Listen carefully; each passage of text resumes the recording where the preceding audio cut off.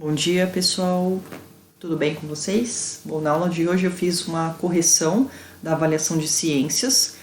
Lá em postagem de atividades essa avaliação vai estar lá, então sugiro que vocês copiem isso no caderno para vocês identificarem qual foi o erro, se você errou alguma questão, por que você errou, para ter isso aí no caderno, tá bom?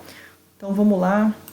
A nossa avaliação caiu o sangue, caiu sobre o sistema cardiovascular e o sistema respiratório. Então, questão 1. O sangue é composto pelos glóbulos vermelhos, glóbulos brancos e plaquetas. Com relação aos elementos figurados do sangue, qual é a principal função dos glóbulos brancos? Então, a gente sabe que a principal função dos glóbulos brancos é a defesa do nosso corpo, né? Então, os glóbulos brancos, também chamados de leucócitos, né? Eles são responsáveis aí pela defesa do nosso organismo.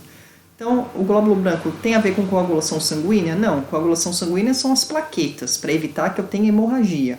Transporte de nutrientes, quem transporta aí os nutrientes é o nosso plasma, que é a nossa parte líquida do sangue. Transporte de oxigênio, quem transporta o oxigênio são os glóbulos vermelhos, né, as hemácias. As hemácias, dentro delas tem a hemoglobina, que é aquela proteína que se liga com o oxigênio e que se liga com o gás carbônico. Então, na questão alternativa correta, a função aí dos glóbulos brancos é a defesa do nosso organismo. Então, questão 1 é a letra D aqui, defesa do organismo. Questão 2. Um rapaz foi a uma consulta médica para realizar exames de rotina. Após analisar os resultados de seu hemograma, ou seja, o seu exame de sangue, o médico disse que houve uma grande redução do número de plaquetas, o que as deixava em um nível muito abaixo do esperado para o indivíduo normal daquela idade. O médico informou então que o baixo número desse componente do sangue poderia levar a quadros de, quando eu tenho um número baixo de plaqueta, lembrando que as plaquetas têm a ver com coagulação do sangue. Então, se eu faço um corte na mão, começa a sair o sangue. Para eu não morrer por perda de sangue, esse sangue precisa parar, né? Eu preciso ter um estancamento desse sangue. E as plaquetas é que vão até ali no meu corte, elas vão se acumulando e o meu sangue então é estancado. E aí eu paro de sangrar, então evito que eu tenha hemorragia. Então, se eu tenho um número baixo de plaquetas, significa que eu posso ter um problema de coagulação sanguínea, ou seja, eu posso ter uma hemorragia, né? Então, essa alternativa aqui é a alternativa C, hemorragia. Lembrando que leucemia é um tipo de câncer que tem a ver com a produção desigual, né, de glóbulos brancos. Anemia é uma falta aí de ferro que está dentro da hemoglobina, então tem a ver com os meus glóbulos vermelhos. Hemorragia, que é a questão do baixo número de plaquetas, que é a resposta certa. E infecções tem a ver com os meus glóbulos brancos. Se eu tiver número de glóbulos brancos muito baixo, significa que o meu sistema de defesa não está funcionando legal, então eu tenho maior risco de ter alguma infecção. Então, na questão 2 é a letra C, hemorragias. Na questão 3, com relação à função de artérias e veias da circulação humana, analise a figura e as proposições a seguir. A questão 3, então, a gente tem aqui um esqueminha do nosso sistema circulatório, né, do nosso sistema cardiovascular. O sangue chega no coração vai para os pulmões volta para o coração e do coração vai para o corpo.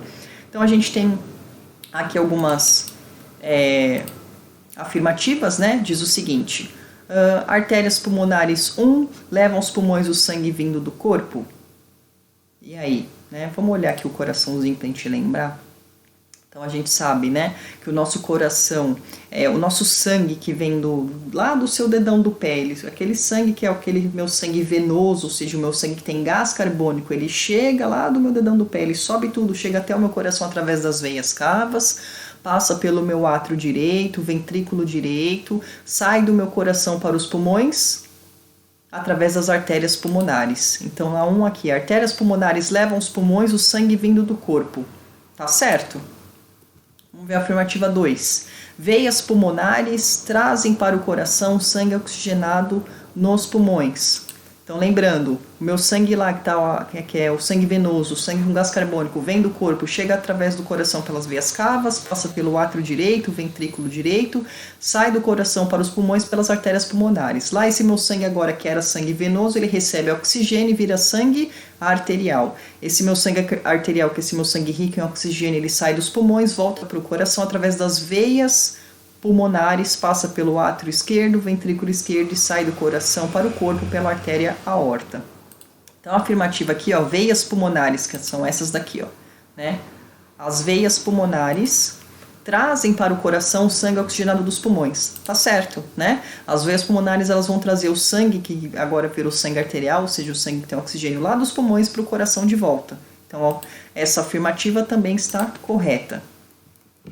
3. Artéria aorta né, que está aqui, leva o sangue oxigenado a todas as partes do corpo. Sim, né? O meu sangue agora que é oxigenado, o meu sangue que é arterial, ele sai do coração para o corpo pela artéria aorta. Então essa afirmativa também está correta. E a última, as veias cavas trazem o sangue rico em gás carbônico do corpo ao coração. Tá certo, né? As veias cavas são essas aqui, ó. Essa aqui é uma veia cava e essa aqui é uma veia cava. Então, o sangue que tem gás carbônico, o sangue venoso, vem do meu corpo, chega ao meu coração através das veias cavas. Então, veias cavas trazem o sangue rico em gás carbônico do corpo ao coração. Ou seja, todas as afirmativas aí estavam corretas. Então, nesse caso, na questão 3, a alternativa correta é a letra B. 1, 2, 3 e 4 estão corretas. E aí, na questão 4, na rede linfática, percebemos em alguns pontos estratégicos do corpo estruturas com aspecto esponjoso que possuem a função de identificar e destruir substâncias estranhas. Marca a alternativa que indica corretamente o nome dessas estruturas. Então, para a gente lembrar, a gente falou, né, do sistema linfático. O sistema linfático ele é um sistema que está relacionado com a defesa do nosso organismo. Né? Então a gente sabe que os glóbulos brancos, que são nossas células sanguíneas, são responsáveis pela defesa do nosso corpo, pelo nosso sistema imunológico. E a gente tem um sistema chamado sistema linfático, que é composto pela linfa, que é uma substância, né? E por nódulos no nosso corpo todo, e esses nódulos são bolsinhas, e dentro dessas bolsas eu tenho os meus glóbulos brancos também, que são minhas células de defesa. Então os meus glóbulos brancos, que são minhas células de defesa, elas estão tanto na minha corrente sanguínea, né, lá no meu plasma sanguíneo, que é a parte líquida, junto com as minhas hemácias, junto com as minhas plaquetas, e também estão nesses linfonodos, que são essas bolsinhas, né, esponjosas, que são responsáveis também, tem a ver com o nosso sistema de defesa.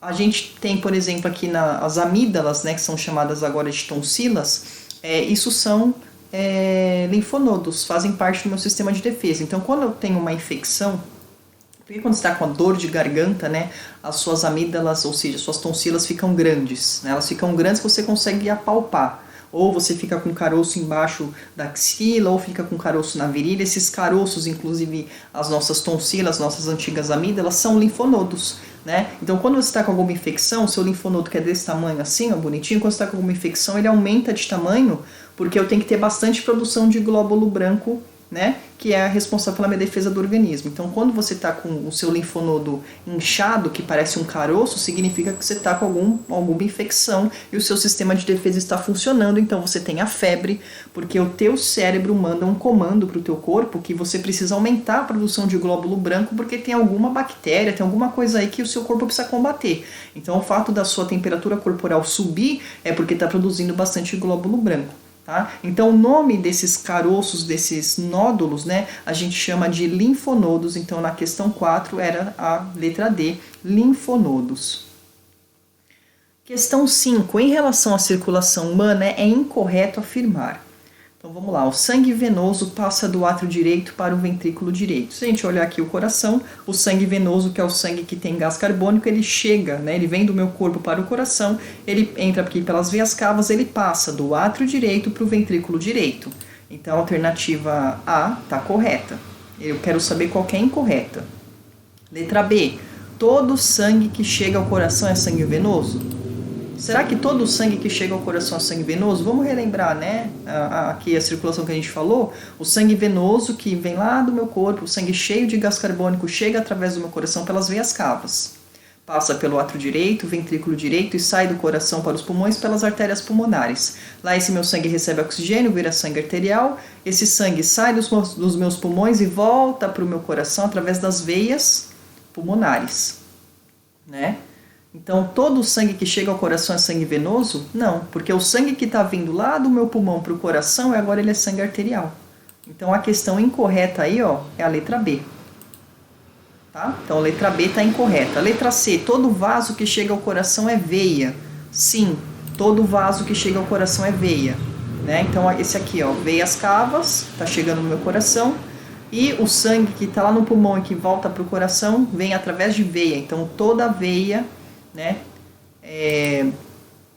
Todo vaso que chega ao coração é veia e todo vaso que sai do coração é artéria. Sim, né? Ó, esse vaso sanguíneo aqui, que é a artéria pulmonar, o sangue está saindo do coração, vai até o pulmão, tá certo? E a artéria, a aorta, que leva o meu sangue que está no coração para o corpo todo.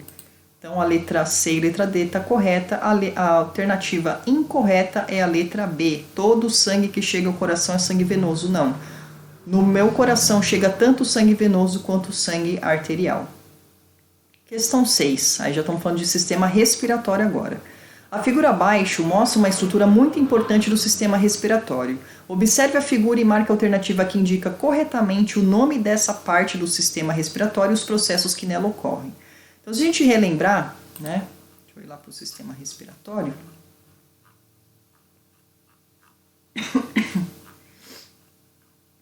Lá no meu sistema respiratório,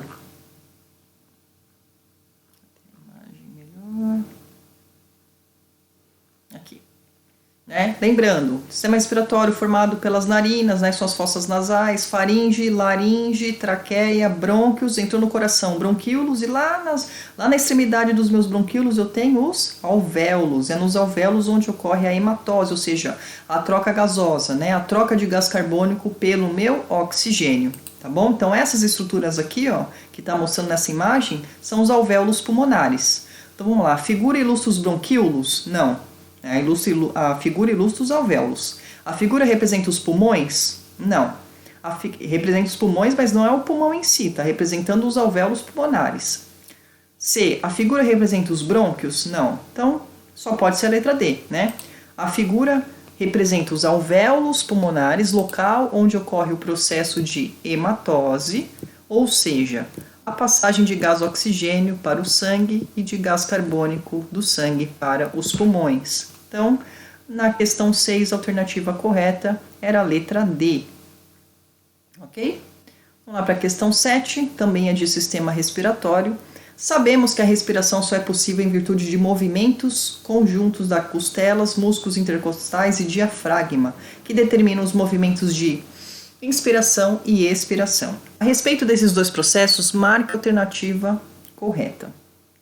Então, vamos lá, no processo de expiração, ou seja, quando está saindo o ar, né, do seu corpo, no processo de expiração ocorre a saída de ar dos pulmões em razão de uma diminuição do volume da caixa torácica e o aumento da pressão interna. Então, na questão 7 é a alternativa A, né? Quando você expira, ou seja, quando o ar está saindo de você, quando você expira, diminui a minha caixa torácica e minha pressão aumenta, o ar sai. Lembra que a gente falou? Volume e pressão são grandezas inversamente proporcionais. Então, quando o meu volume aumenta, a minha pressão diminui, e quando o meu volume diminui, a minha pressão aumenta. Então, quando eu inspiro, a minha caixa torácica, né, o volume da minha caixa torácica aumenta, a pressão diminui, o ar entra. Quando eu expiro, o volume da minha caixa torácica diminui e a minha pressão aumenta e o ar sai. Tá? Então, na questão 7, alternativa A.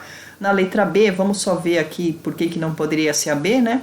No processo de inspiração ocorre a contração de músculos intercostais e do diafragma, ocasionando uma pressão interna maior que a externa. Não.